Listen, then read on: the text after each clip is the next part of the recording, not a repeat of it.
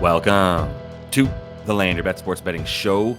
6 NBA games here on Tuesday night. Going to be running through the slate, looking at the matchups and the insights that you need to get your bets down here. We'll be looking at the model, the Swish Land projections to sort of run up what I'm looking at, make sure that it still looks good against the model. That's up on landyourbets.com for those interested. That's also where you're going to find my bets. Only had a couple tonight, kept it really light with a weird slate here on Monday night. Had Josh Hart, got hooked on the rebounds and assists. That's on me for not adding the points. The PRA ended up hitting for him, but we did hit AJ Green nice and early, so ended up losing like about a half a unit on the night. Not too worried. Kept it really small for that reason. Going to move forward here into a few more bets that we have for Tuesday night slate. So if that all sounds good, give this video a like. Let's get right into it. As I said, going to be using these NBA projections that we have up on the Swishland model, which is up here on landyourbets.com. So if you want to check that out, that's where you go to get those. And then here on Props Madness as well. If you do want to sign up for Props Madness, it's the #1 sports betting research tool in the game. So you can make sure you get everything in one spot here. Use code LYB when you sign up. That's going to be what I'm sharing my screen for the most part and using to show you guys. This will get you 25% off on your first month if you do use that code LYB. Let's get into some stuff here. We've got the Dubs and the Magic. I do like the Dubs in this one. We've got Jalen Suggs questionable. That's huge for a lot of reasons. I mean, he is now going to be even more important that Paolo is out. We know that. And the Dubs team is healthy here. We saw them have Moses Moody go off last game. So if Suggs does play, I'm actually going to be looking at him to get a good amount of minutes in this one. He played against Brooklyn like lower minutes, but 28 was like pretty still high for him. It shows that he's ready to play full minutes. He ended up with 5 fouls. That's actually probably why he was kept down below like 33, 34. If he's healthy, I would imagine if he's a full go, I like everything for him. I think we're still at about 21 and a half PRA, which I think he's going to get a bunch of the stuff from Paolo. And like I went clean over that, obviously against a much worse opponent in the Nets, but that was in fewer minutes with the foul trouble. He's just such a spark for this team. This would be where I'd be going. And if he's out, like I don't really like them to hang around quite as much. I think the Dubs do cover 3 points at that point. And for the Dubs, like I think this is still fair for Moody. It's 11 and a half. It's kind of interesting. He goes for 32. It would have bumped up from what it was, right? But then we kind of get it bumped back down. It was at like 11, 12 and a half last game against the Pelicans. And now we get it at 11 and a half, even though he just went off, because it's being kept down by the fact that his opponent is so good, right? The Magic are number 3 limiting spot ups. That's how he's scoring nearly half of his points. So just be careful if you're thinking that Moody's just inserted now into getting 12 threes and 16 shots for the Dubs. He's not. If this is close and Steph needs to do Steph stuff, I actually think he goes for 30, right? He only went for 9 against the Pellies because he didn't have to do anything. Didn't shoot well, but didn't have to shoot well. I think he has a pretty good history against the Magic in terms of scoring, right? Yeah, he had the 56 piece. That's what I'm remembering at the end of last year in February. I guess we'll call it almost the middle of last year in February in 34 minutes, hitting 12 threes, going to the free throw line. Played without Jonathan Kuminga, who's playing out without now again. But he has the capability to score against this team because they do try to limit spot ups, and that will leave him one-on-one. And if Jalen Suggs isn't in, then 30 plus for Steph seems reasonable in this one. That's the only thing that I really like for the Dubs would be like, just take Steph to go off in a game where the defense might lock everybody else up and he has a one-on-one matchup and needs to get 30 plus. Other than that, I don't like much for it. And like I said, Jalen Suggs would be the only over that I'd really like for the Magic in this one. Let's take a look at the projections. I'm not sure what it's going to show us here, but I'm going to go to Orlando first. It's got Suggs in. It's keeping Suggs minutes low. You can see here it has him at 22.7. It's because he hasn't played enough games where he's getting more minutes now, up in the high 20s, to sort of bring that projection up. So the model can only go with the data that it has and then use that to help project moving forward. So this should be about 28, but you can see, interestingly, even though the minutes aren't totally spot on at 22.7, and he should be closer to like 30 in this game if he's playing full minutes, it still has him at 13 and a half points, 5 assists, 4 rebounds, because that's what he's been doing on a sort of points per minute, rebounds per minute, assists per minute basis. He's been doing this, right? He's been averaging these numbers or close to it. And when you add in sort of the market stuff, now you've got Paolo out, his stuff is going to remain pretty high. This gets you to 21, right? Yeah, this gets you to like 22, 23 PRA for him. And again, the minutes, if they were at about 28, these numbers would all be higher as well for the projection. So this does agree with me about Suggs. Let's see if we do GSW real quick with Kuminga out.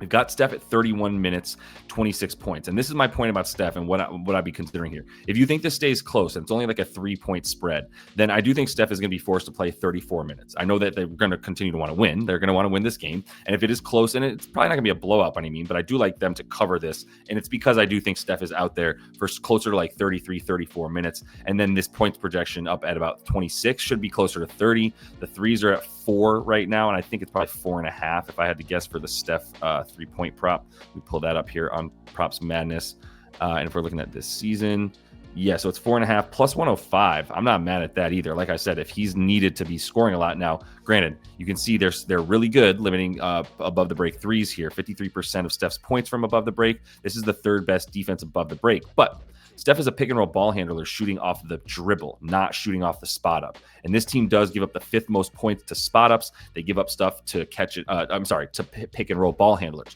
So they give up the 5th most points basically to guys shooting off the dribble, not necessarily and driving, but not guys shooting off the spot up or the catch and shoot, waiting, standing still and then shooting. Steph is the type of guy that can beat a defense like Orlando because they over pressure shooters off ball, not the guy on ball necessarily, and that leaves him able to score a bit more. Looking at the Nets and the Celtics, and this is a 12.5 point spread, 10.5 points now. So maybe it's not as big of a blowout as we would think. But the thing that I like the most, still Jordan Walsh, we've been they're 5.5. The safest bet. I would imagine 5.5 is still beatable. I know it is beatable against the Nets, who are just bad overall. They're 20th limiting rebounds, worst defensive rating, 22nd limiting defensive rebounds, but I think Jordan Walsh is going to continue to be a menace on both sides of the court on the board. 2 offensive rebounds last game, 6 defensive rebounds, always getting 1 to 2 offensive rebounds in there. And those do lead to putbacks. And I think points and rebounds combined is the best number for him. We might be getting, it's all 12.5 now, 12.5 plus money for him. That's going to be closer to what he's averaging. But the key is that he's in the starting lineup and he is still relatively blowout proof because when they do blow it, well, in this game, he played 18 minutes in a blowout because he had 5 fouls. Let's make that very clear. But then in other games, he's in the starting lineup playing high 20s, low 30s. And even if this is a blowout, again, he's a dude that isn't necessarily, the top of the pecking order. He's still going to be out there a decent amount if they're up by, say, 15 to 20 in the 3rd or 4th quarter. I think he's helping close things out. It's sort of like the Peyton Pritchard, Jordan Walsh, close things out line, keep it all smooth. And then, once you get up by like 25 with a few minutes left, then you bring in the rest of the bench. But I think Jordan Walsh is going to continue to have a little bit of value here for us because no one knows who he is. That's a huge part of this is like the market just doesn't care about him. So he's not getting his stuff bumped up, even though he's going over 5.5 rebounds with consistency. As long as he even gets let's just put his minutes filter at 26 minutes at least, give him 26 as the minimum, then yeah, he's played 3 games over 6 minutes. He's looking at 9, 13, and 15 rebound chances. So you expect him to get about half of the rebound chances that he's going up for. He's easily getting there to 6 when he's averaging about 14. So I like the rebounds more than anything. But the points and rebounds at 12.5 might make you feel it's safer. He can't really shoot. He's just not shooting very much, which makes you worried. So the rebounds make me feel better than the points as alone for sure. But PR at 12.5, not a bad bet. No idea what to do with Detroit and Atlanta, as it seems like something's going around in Atlanta. I think we're going to see G Leaguers in this game for Atlanta. If you look at the injury report for the Hawks right now, it's got everybody on it, including Risashe, Onyeka Okongwu, and now I think there's a couple other guys that are going to start adding to it because I think there's a sickness going around. That seems to be what the case is. There's going to be some G Leaguers now that are listed like questionable to play for the Hawks because they need to bring some guys in apparently from their G League squad to fill the roster for this game against the Pistons. That makes it weird and wonky, so I don't want much to do with that. But let's go down to the Grizzlies and the Spurs. We know we've got no Ja. We know we've got no Victor Wembanyama. And we know we've got no Stephon Castle, which really screwed us last game because we needed his RA. He had 5 rebounds in about 12 minutes and then got hurt, and he's out for a little bit now. So what we're going to see is a lot of probably Luke Cornett coming in, a bit more of that. And then these 3 right here, Harrison Barnes, Keldon Johnson, Champagny, and then Sohan as well. Probably some Kelly Olynyk, but it's just a lot of guys coming in now that makes me scared to bet on any one of them on the Spurs. All those forwards, I should say. I do think De'Aaron Fox assist is going to be a good look. Hopefully we can still get this at 7.5 tomorrow and it doesn't bump up too high. But in these last 2 games, in this Kings game, he played predominantly without Stephon Castle. 14 potential assists in that one, 14 potential assists in the prior game with Stephon Castle. And this Grizzlies team is 23rd limiting assists. Really love point guards to be able to get their dimes against them, the Grizzlies. I think De'Aaron Fox has a good history of the dimes against them as well. No, I guess when he was on the Kings, it was a lot more just scoring. Didn't even really have a good history in general against them. They also the Kings seem to beat this team every time. So, but either way, I think the assist is the best play for him here. Now, this is different De'Aaron Fox than when he was on the Kings as well. Like Domantas Sabonis was getting more assists than De'Aaron Fox when they played together. Now Fox is the guy with the ball in his hands, and it's more traditional him drive and kick or drive and feed bigs. I think he's going to have a lot of success doing that against the Grizzlies. And then on the other side, like the two guys I'd really love to bet on are the guys that are getting minutes restrictions. It's Ced Coward, and then it's also Zach Edey. Both these two dudes, the Rook and the second-year player in Edey, they're both on like a 25-minute limit restriction right now. Coward is still dealing with some nagging stuff, so he's been at 26, 29. He did play 30, but then this is where the minutes restriction started, was this 25 minutes against the Celtics, 25 minutes against the Cavs, and that's what he's going to be getting now. So the points and rebounds is low because of that. So you see him averaging 20, and now it's 17.5 against the Spurs, who are not nearly the same team without Wemby, as we know, and Stephon Castle, by the way. It's not the same, right? Like I unfortunately can't like really condone a bet on either of them. And I'd love to bet on Edey because I think he's, without Wemby on the other side, he would have a field day. I think he still dominates Luke Cornett. I just don't know what to do with 25 minutes. If you look at last season for Edey, if you put the minutes filter here on Props Madness at like 23 to 27, right? Because that would give him an average of 25 minutes. In these games, he's averaging 11 points, 9.5 rebounds. He's over in 14 of 24, 15 of 24. Same thing with the PR, points and rebounds combined, 15 of 24. Like, it's a good hit rate, 62%. It's not the end all be all, but it's like these lines are fair. There's no edge. That's really what it comes down to, is like I don't have an edge on these two, and those would be the two that I'd love to bet on more than anybody else on this team. So I think I got to pass on the rest of the stuff here for Memphis.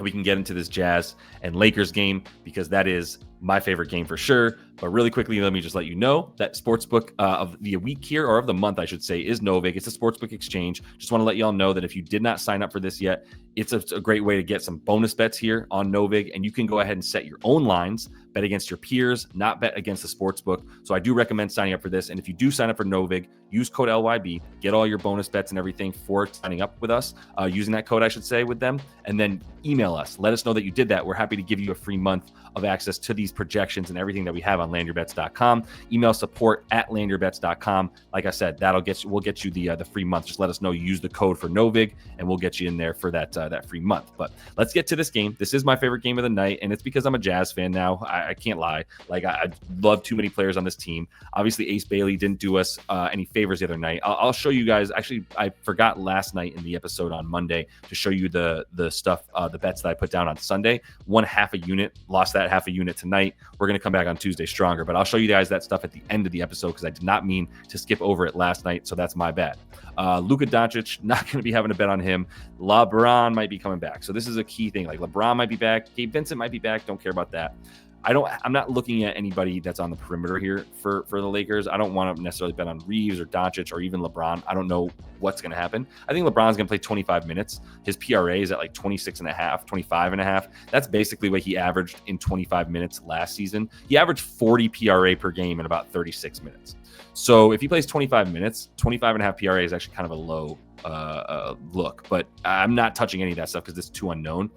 I would love to bet on DeAndre Ayton, points and rebounds like 2010. He's had two 2010 games in a row. In fact, one of them was a 2016 game, right? 2016, 20 points, 16 boards against the Pelicans. And then against the Bucks on just 13 shots, 20 points and 10 rebounds in that one as well.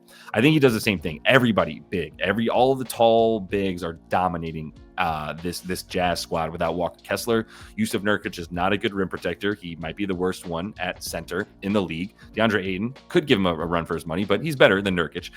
So yeah, I think like Ayton would be the guy. I'm just not sure this is not a blowout. It's a 12.5 point spread now, and the Lakers have been like bulldozing bad teams, right? The Pelicans by 14, the Bucks on a back-to-back by 24, not fair. The Hornets, they beat by 10, and then where's another blowout in here where they just waxed a bad team? Yeah, by 18 against the Kings as well. So like they are beating bad teams with Luka, and I think that they're going to do that against the Jazz. So I think we might actually get a little bit of value here on Jake LaRavia if we get his rebounds up at, it was 3.5 against the Bucks. Like it might be 3 or 4.5. He played 37 minutes because they won by 24. He's the guy probably getting backup center minutes and playing blowout minutes at center. I think this is the dude that we go to for the boards again. If this is 3.5, I love it. He had 12 rebound chances in 37 minutes against Milwaukee. This Jazz team has gone from one of the best rebounding teams, like limiting centers to no rebounds, to now 5th most rebounds per game to centers. And this is, again, the backup center. List him as forward, but he will be the backup center to DeAndre Ayton. So if you want to, like, I think it's worth it to go in on Ayton, to just go big 20 and 10, or just take over on 15, and the rebounds are at 8.5. Just take those, whatever. But I think it's worth it to just put a flyer on 20 and 10 for him and put that as a little parlay. And then I do think Jake LaRavia, to get whatever his rebounds prop is, and maybe get 5+. If it's at 3.5, take an alt to the over as well. I think that's where I'd be going. I know it is where I'd be going for this Lakers squad. And on the other side, it's kind of the opposite.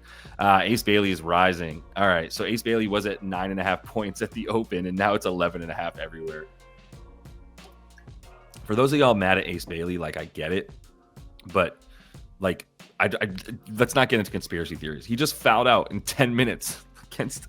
This was pain, by the way, because we bet on Ace Bailey at 20 points. He had 5 points in the first 5 minutes, then just fouls out of the game in 10 minutes. And there was 297 points scored in that Bulls and Jazz game. And the one dude that we had for the points didn't hit. Still going to go back to him. I'm not going to assume that he's going to keep doing that. And he's going to play 30 minutes when he keeps his freaking hands to himself. Like, I'm sure he talked to his high school coach, and his dude was like, move your damn feet, because he's just playing defense with his arms and just whacking dudes on defense for some reason. So keep your hands to yourself a little bit. Should be good for 20. Should be good for 30 minutes. That's what his established floor and expectation should be now, is that he's in the starting lineup, and he's the dude that they want to play, blowout or not blowout. They're trying to grow this dude and groom him for the future. So he should be good. I still like Ace Bailey on the points. And like for Collier, he's up to 6.5. Now he opened at 5.5. That was absurd. Once you get to 7.5, I think that's fair for Collier. Not just because that's his average, but that's basically like what he did last season. I think he ended at 7.5 or so, 6 on the season, but 7.5 when he played normal minutes, right? For Collier. So 7.5 is about where I put him. I don't know how we should feel about his minutes this season yet. He played 37 in OT, but I think he might still be around 25 to 27 minutes.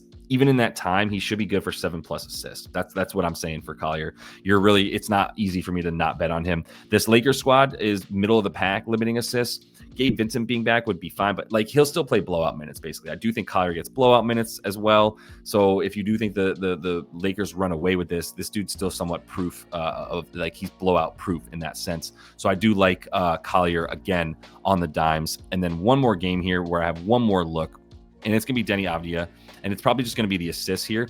It was 6.5 last game against the Mavs. He had 17 potentials, dominated the touches, fouled out of the game in the 39 minutes. Obviously, it was OT, so like he fouled out pretty late in the game with the 39 minutes that he had, but probably could have gotten a couple more dimes there against them. And the Suns, like, kudos to them. They've been playing pretty well, but I just think Denny dominates touches so much because Drew is probably not playing. He's doubtful. That's the key. Kind of buried the lead. That's why I like Denny's stuff here so much, even at a high number like 6.5 on the assists. Because without Drew Holiday playing, then this is the point guard for this team, because they also don't have Scoop, they don't have Dame, they don't have anybody. So this is their point guard, so that guys like Shaedon Sharpe just don't take a million shots. That would be my favorite play for this one. But let's go ahead and just go through the bets, not from last night, or from today rather. Let's go through the ones, because today, like I told you, it was just 2 bets. It was Josh Hart, and it was the bet that hit was AJ Green. This is what we had on Sunday, real quick, for those of y'all interested to see some of the bets that I'm putting down. This is what I had for Sunday. Jaylen Brown was going under until Derrick Jones Jr. got hurt. That's my excuse, because he was at like 12, 14 PRA, about to be at the half. And then Derrick Jones Jr. goes down the second quarter, and then he ends the half at like 16 points. So there's nobody else to guard him. That was tough. Noah Clowney is finally got me to the point where I don't like to bet 3-point props as if I can bet point props that are reasonable. I did that with AJ Green today. He hit the threes, but he hits the points easily because you get more options to have how to score your points if it's points and not threes, obviously. But Noah Clowney does not take shots that aren't threes, and I now know why after really watching some more of his tape and actually watching the Nets games, the last 2 Nets games. He's terrible. Once he gets into the paint, once he gets inside the 3-point line, he's terrible. That's what it is. He's not terrible. He's a good shooter. He's a big body. He can rebound him well enough. Not great, but well enough.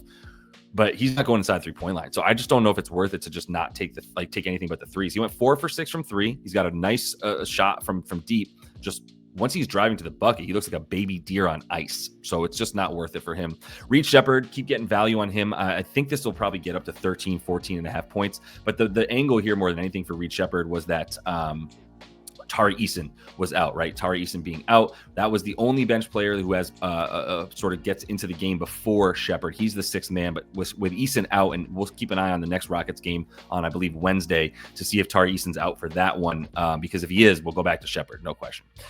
Ace Bailey, you know about, 5 fouls, 10 minutes. There's 6 fouls, 10 minutes, 5.7 minutes. Like, he was getting a point a minute, and then just playing defense like this, just whacking, just whatever. I don't know. Move your feet, bro. Move your feet, son. Isaiah Collier, 6.5. That cashed easy with the OT. He had 9 in that one, played 37 minutes. We only really, like I said, need him to play 27 minutes to feel good about 7 assists, because he's still at about 12 or 13 potential assists, and he sets guys up beautifully. Matas on the boards. This cash in the first half. Love that. Got that for a full unit back. And then Castle just didn't work out because he played 15 minutes because he got hurt. So this was a tough day, because we ended up, because we hit Matas to win a full unit back at 1.34 units, we did end up a half a unit on the day. But it was just rough to stomach the Ace Bailey thing. This should have paid us, man. This should have been a payday of 3 units right here. Noah Clowney missed 4 free throws. I forgot that, Gem. So he hits 3 of 4 free throws, shoots 75% from the free throw line. Not much to ask. He gets the 15 plus. It would have been a different day, right? We should have been up about 5 units, but not a big deal. We keep things moving. Going to have these bets here for everybody that's up on the site that has those packages on Tuesday. So make sure that you are checking those out. I'll be sending out the email with those updates as well. And then we will have those bets for Thursday Night Football as well, including Nate's card for the NFL. So appreciate you guys. We'll be back here on Tuesday night for the Wednesday slate. So until I see y'all next, happy betting.